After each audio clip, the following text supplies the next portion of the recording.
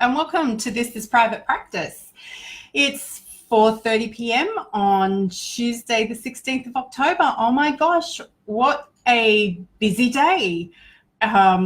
Fairly intense day today. I had the privilege of having our marketing comms consultant here today. Thank you, Anthony, for your awesome work. And it was so fun to hear him say, how do you do this all day? How do you do this all day? So this morning I was working really intensely with him on some way we can add incredible value to our people. He's getting his head around how we can communicate that well and effectively, and just that amount of mental work, that cognitive work that we're always doing. And then I went back to write my book, and he's like, how can you be working on that with what we've just done? And then he heard a couple of calls I was on. I've done an interview for my podcast today, for my book today. And then I had to do an assessment with a young man, which was possibly the most awful story I have ever had the misfortune of having to listen to. Anyway, I can't talk about that too much.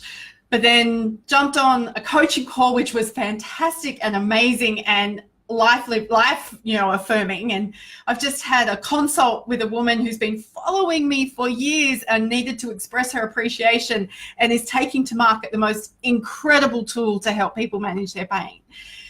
So my emotions are a bit all over the place today. So thank you to everybody who turned up. And Priscilla, it must be lovely for you. I am just so honored that you would even stay up until 11:30 p.m. to be available to see what it was I wanted to share with the world today.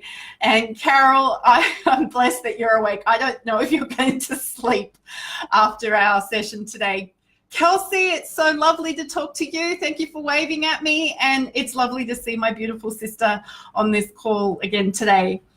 I really wanted to take us back to the work that we do and the amount of time and energy that it takes for us to do this work. And I think we get so used to the work that we do and so used to the intensity of the work that we do. And our brains are wired to always help us find shortcuts. So the longer we've been doing this, the easier it feels. But to have a new person or somebody who hasn't done this work before sit beside you and just wonder how you keep yourself going. And it's really quite interesting, because it's like, well, I just keep going and I just keep doing the next thing.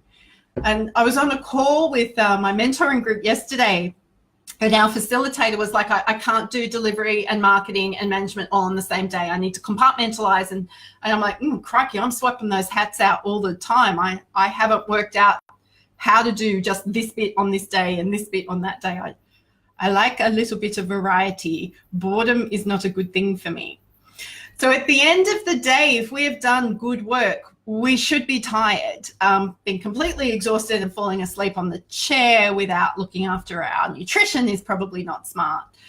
But if we're doing good work, we should be tired. It's like going to the gym and doing a good workout. We should be tired. It's interesting, people who have experienced some sort of brain injury before, like whether they've had a stroke or an aneurysm, or they've had an injury, a post-concussion injury, they talk about this cognitive fatigue all the time. And it's a surprise to them how much they use their brain all the time. But if you think about it, if you're a health professional and we took away your voice, you would struggle. A lot of us talk, so if we took away our hands, we would struggle. If we took away our capacity to think and analyze and synthesize information, if you give yourself a minute to think about how quickly you are doing those things. You know, a client doesn't come in and go, today I feel sad, and then we go, process that. It's all happening faster than that. We're getting them to talk. We're listening to not only the words that they say, but the way they use their words. We're watching the way they use their bodies. We're watching the way they use their function. We're taking that information in all the time. So clinicians and health professionals, if you think you're the same as everybody else, if you think that what you do is common sense, if you think that how you're presenting to the world is you've got nothing of value to offer, please stop it. If we don't look after ourselves, I say this all the time, and we can't express back to clients and add intervention and help them make change and help them heal and recover, then who else is going to do that? That's what we're here for. I got a bit rambly then, which is going to be okay because I've done a lot of stuff with my brain today. But what I wanted to help you understand is that you're using your brain all the time, that your brain is your best friend. So it needs to be hydrated, and it needs to have good nutrition, and it needs rest. Yes, Carol, that includes you. Yes, Priscilla, that includes you as well. And for me, that includes me as well. Priscilla, I wanted to say a special thank you to you. I woke up this morning to a gorgeous message of encouragement from you. Thank you. I appreciate that a lot. So I did mention that I was working on my book again this morning. I have a chapter that I would like to rewrite. Fortunately, I don't have to rewrite the whole thing. And I found some content that I've put together in the past that is perfect fit for that. So now it's just about finding the way it's going to shape and put itself together. So my gorgeous editor, Kelly, has already put a design brief together for the book cover to be designed. And we've got an incredible person who's offered to do the foreword for the book. I'm a bit overwhelmed by that, actually. And she's been given a brief on what's needed to happen for the forward of that book as well. And then I got to do an amazing interview with yet another amazing health professional here in Australia. It's going to be really interesting for those of you in America to hear these interviews with all these Australian accents. I think you're going to enjoy it. So I was talking with Kathy Love today, and Kathy and I are both opinionated. We have a lot to say about a lot of things, so trying to keep us structured and to the time limits that I'm trying to put on us. But she's got some gold in her interview about how to think about the model of your business. There are probably times in that interview where there are moments of silence where Joe goes, oh crap, I need to learn. Let me just write that down for my own records.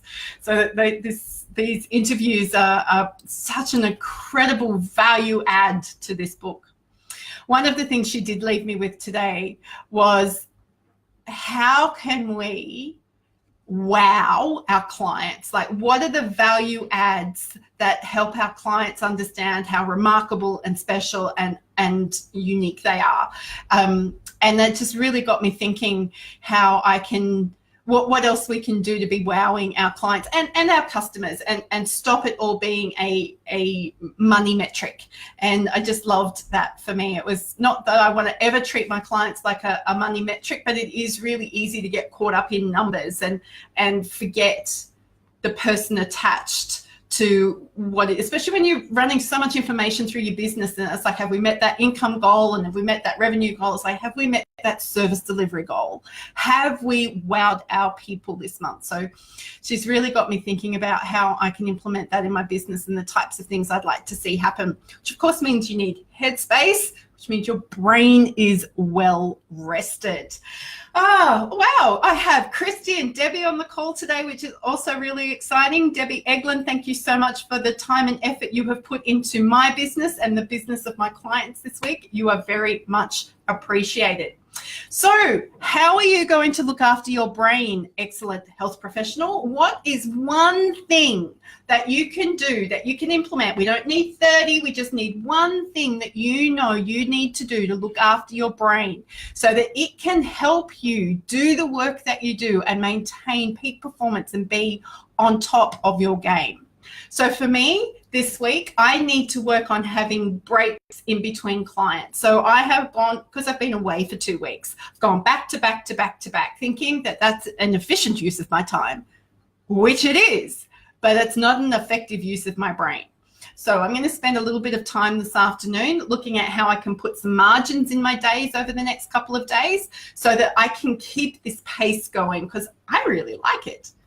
So I'm looking forward to talking to you again tomorrow. This is Private Practice. Go forth and look after your brains.